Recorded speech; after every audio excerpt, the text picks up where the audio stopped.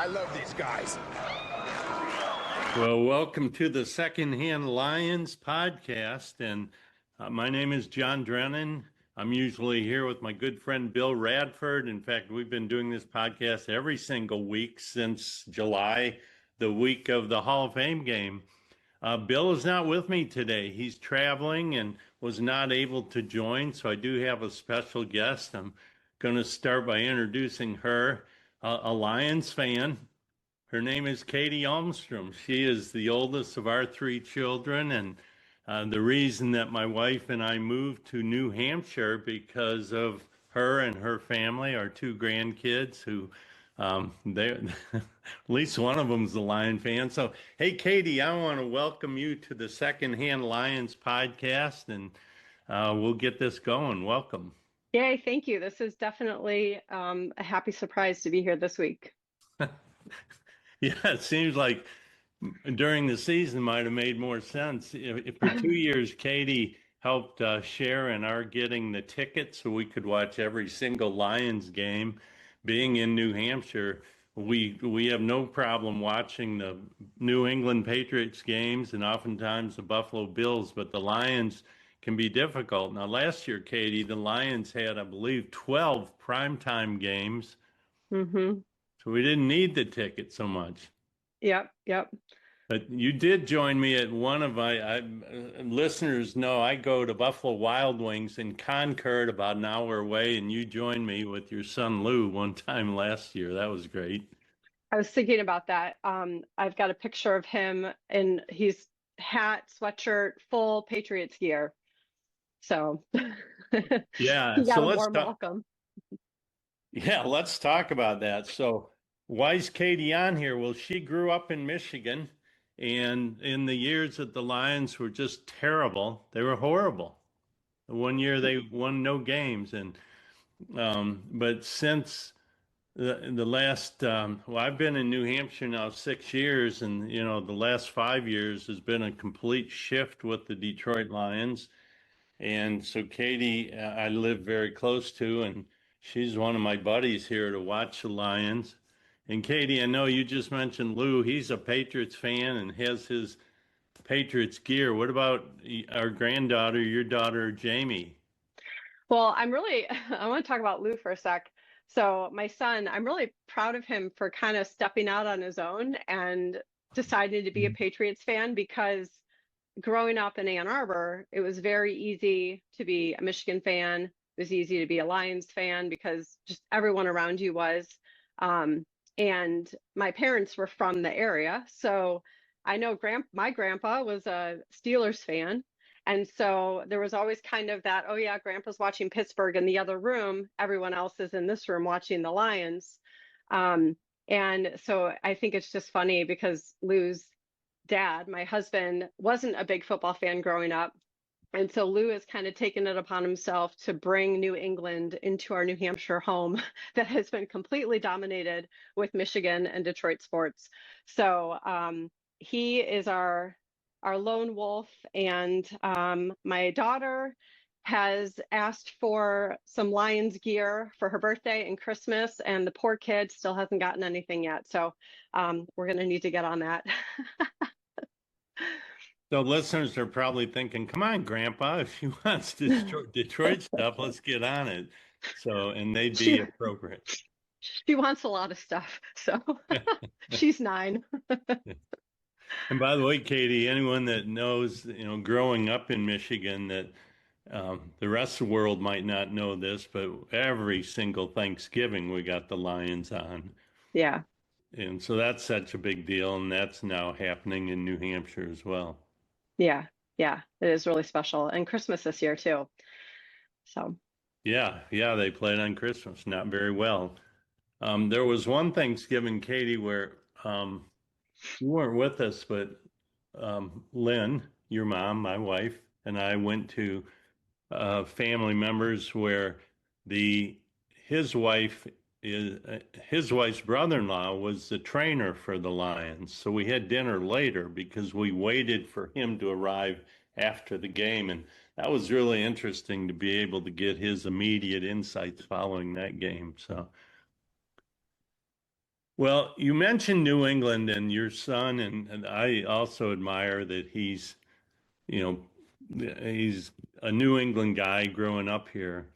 I got to tell you, and for our listeners, when I moved here from Detroit, keep in mind that was before Brad Holmes and Dan Campbell, and I moved into New England just as they were starting their downfall after losing Tom Brady and so on. But I Mhm. would listen to sports talk radio, and I just couldn't believe how spoiled the fans were here and how their expectations were so high.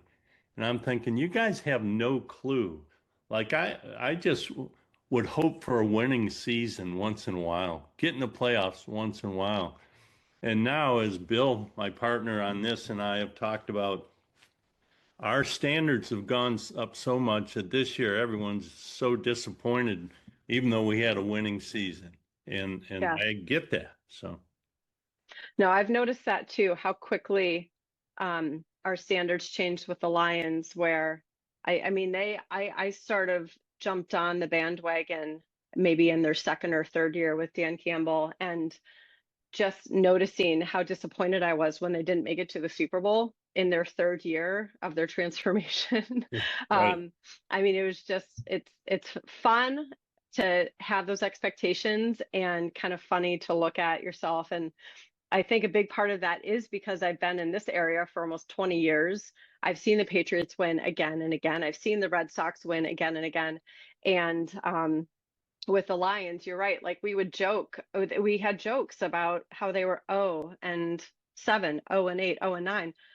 A win or two wins was exciting. So Yeah. we've really come a long way. And I think it's fun to be in this place where people are excited about them. I love to go, on like the not chat forums, but YouTube, watching replays and all the comments, and just people all over the country are excited about the Lions. And it's just fun to be part of that. Yeah, for sure.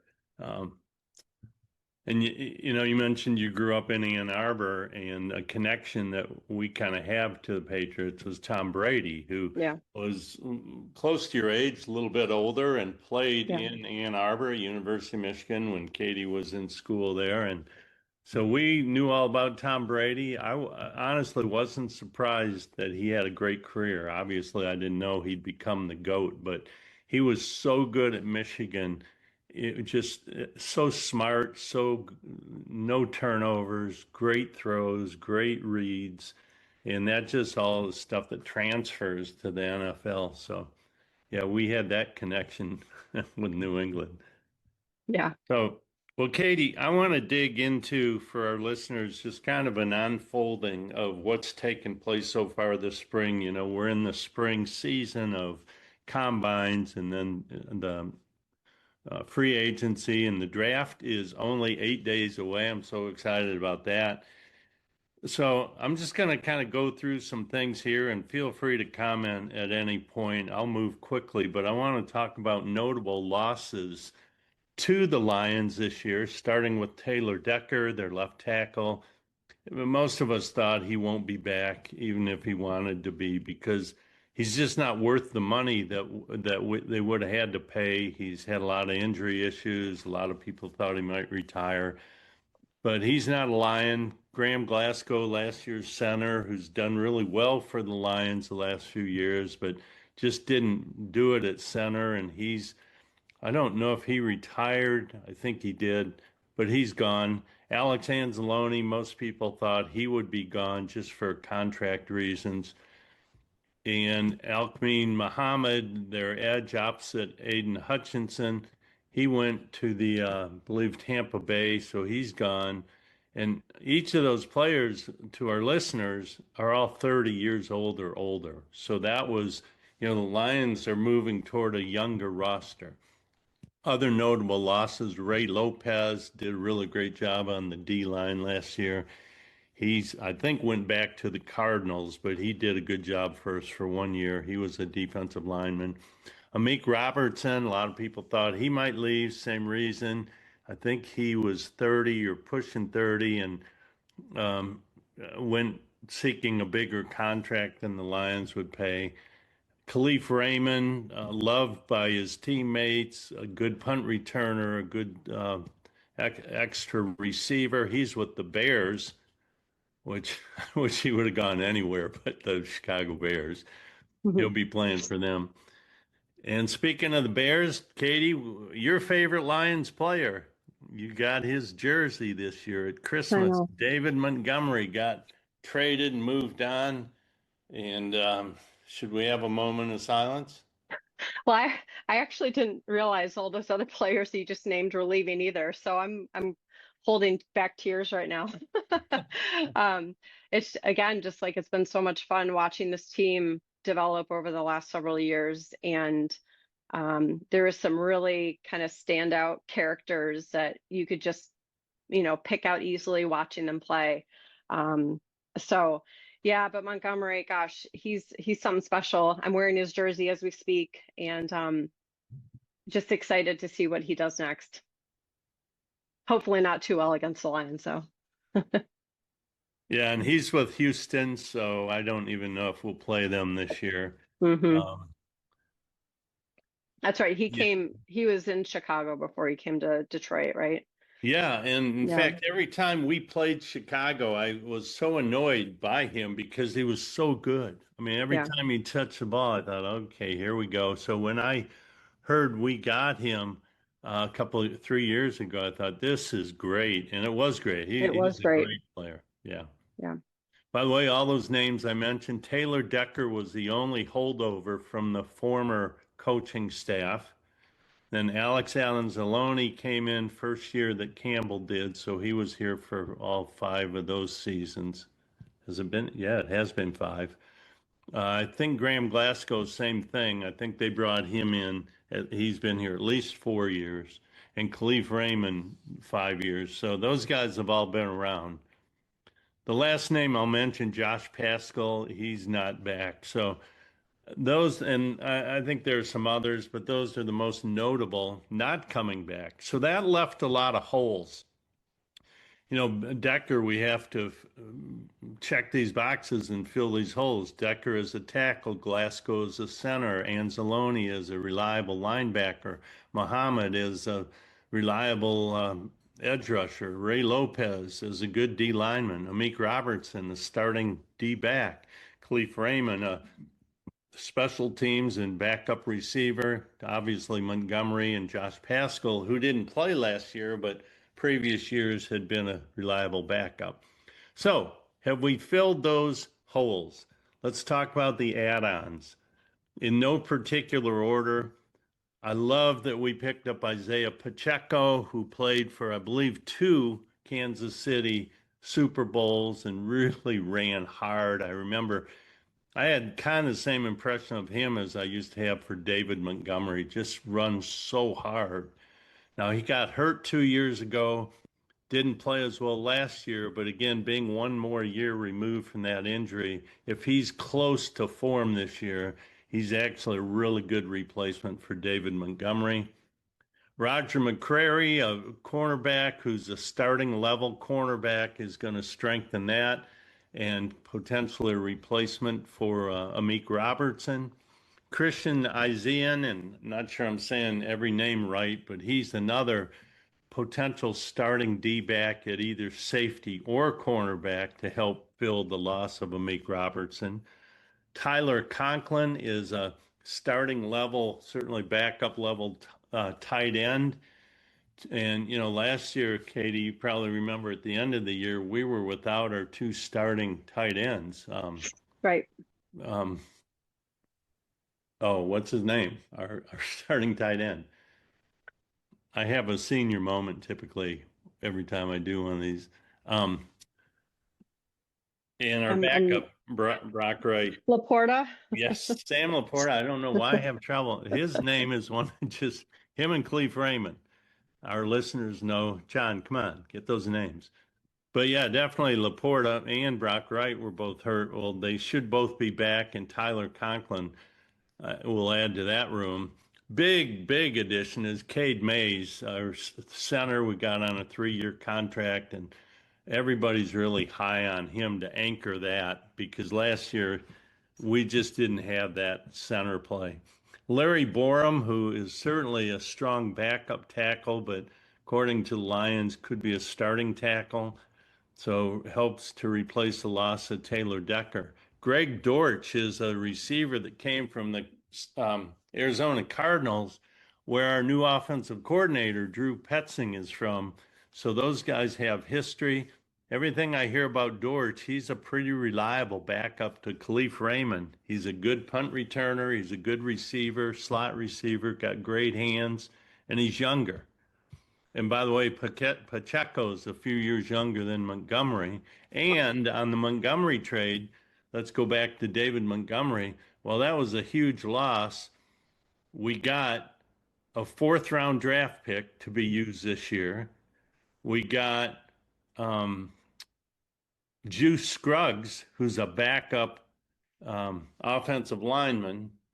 And we went out and got Isaiah Pacheco for a lot less money, and he's a few years younger. So overall, I think the Lions, that trade in addition of Pacheco, strengthened us in spite of the loss of Montgomery.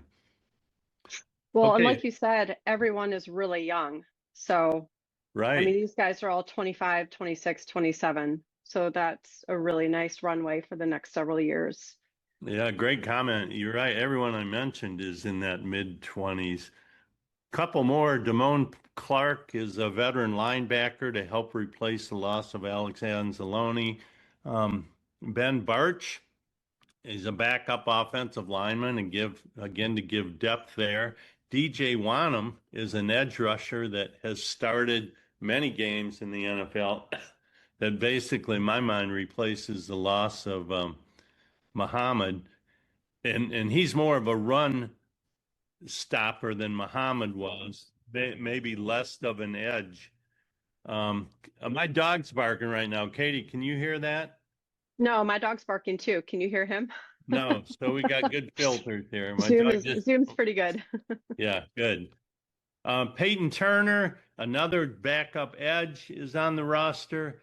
Two more, Teddy Bridgewater, who was a Lion in the past. He's a reliable backup quarterback because another notable loss is Kyle Allen, our backup quarterback's no longer with us from last year, but Bridgewater is.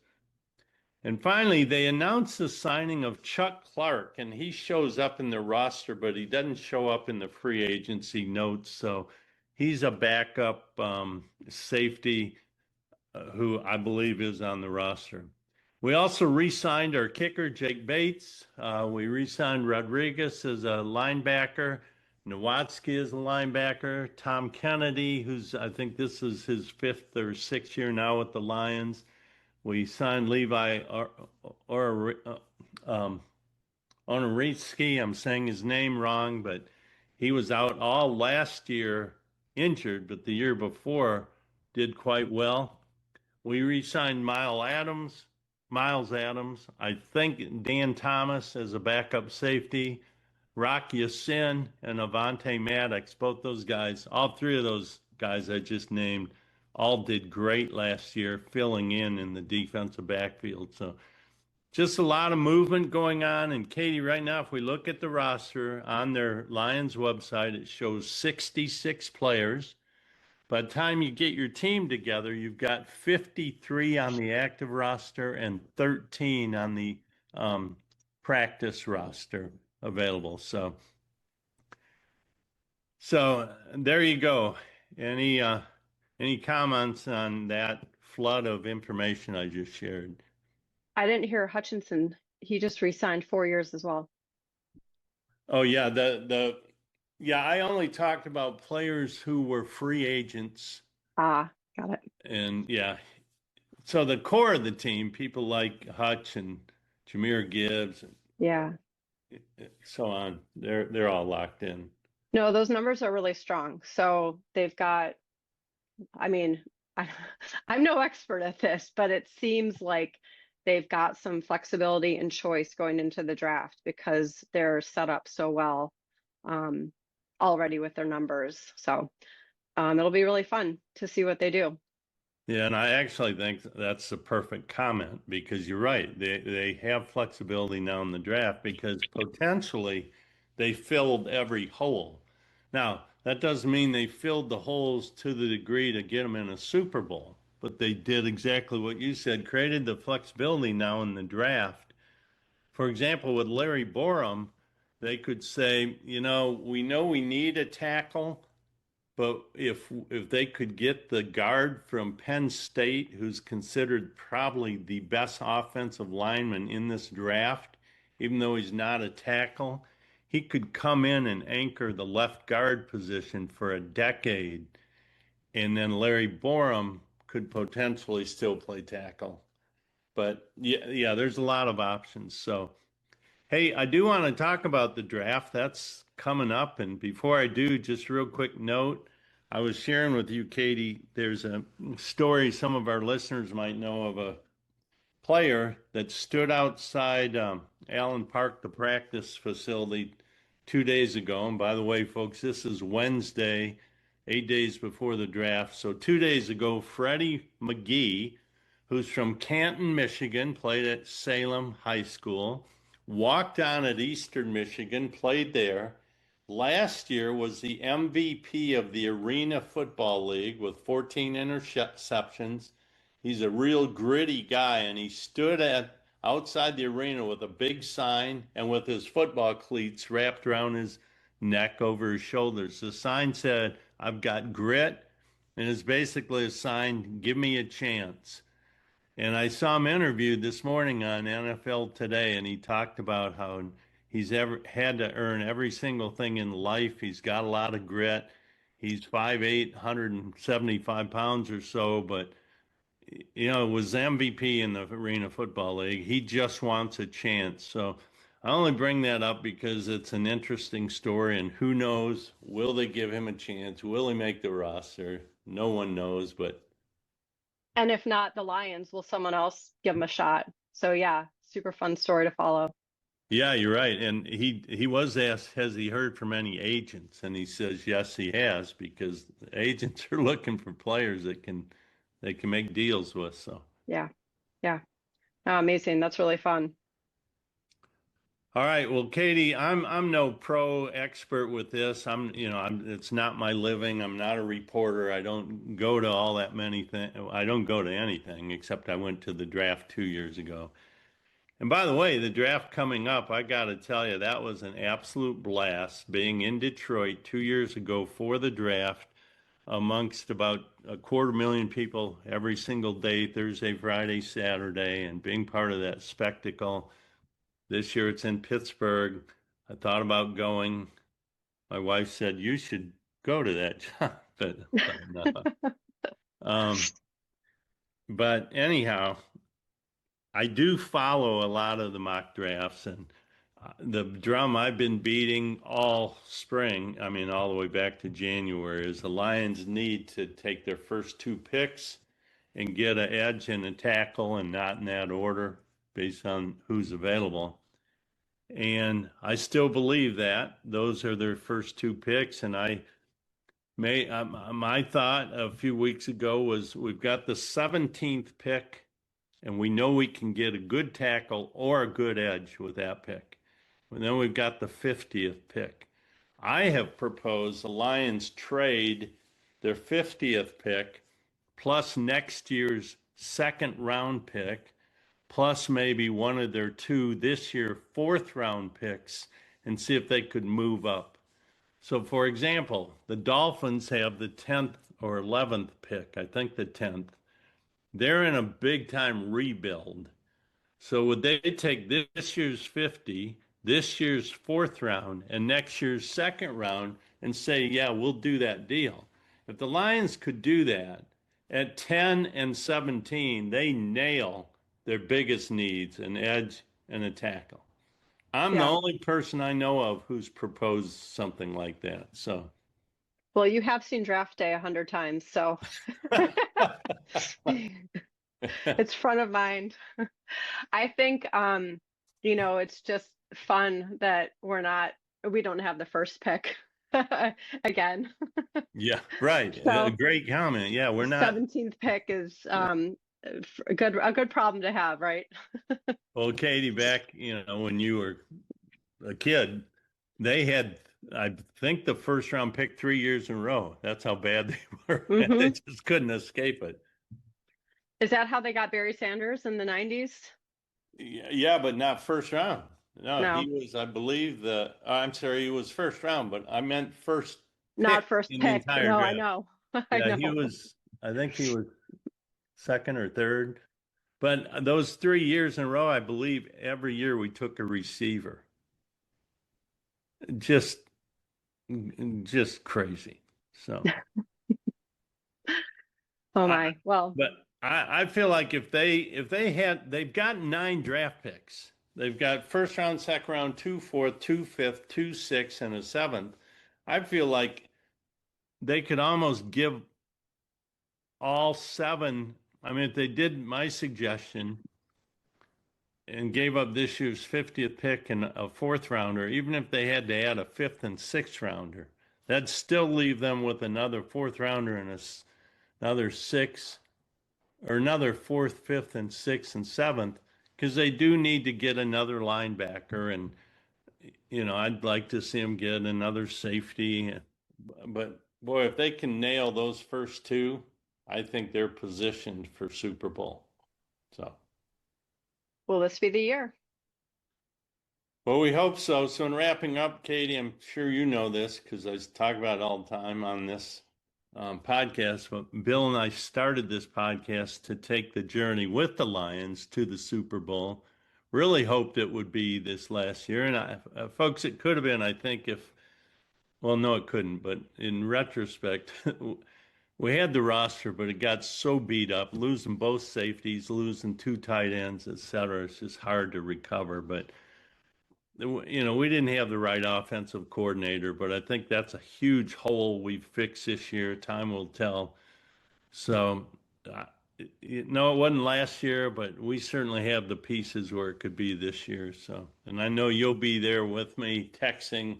If we're not physically together, we'll be texting throughout the games this upcoming season. So, anything Definitely. else you want to say? Go Lions.